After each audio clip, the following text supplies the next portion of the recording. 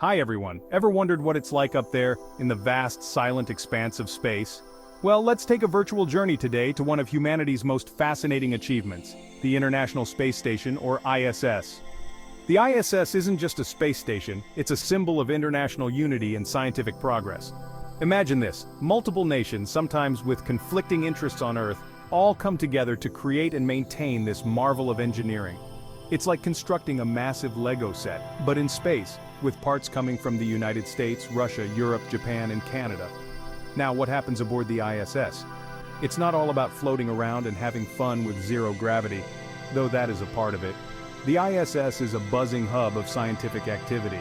Astronauts conduct experiments in biology, physics, astronomy, and other fields that just aren't possible on Earth.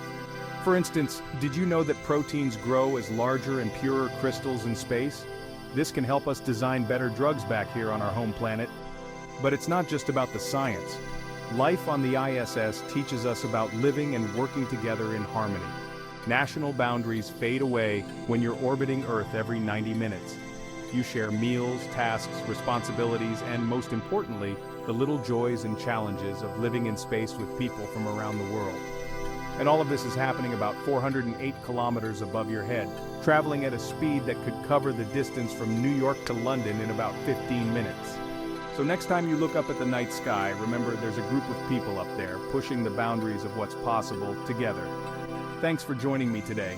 If you're curious about more wonders of space and science, don't forget to hit like, subscribe, and share this video. Until next time, keep looking up and stay curious.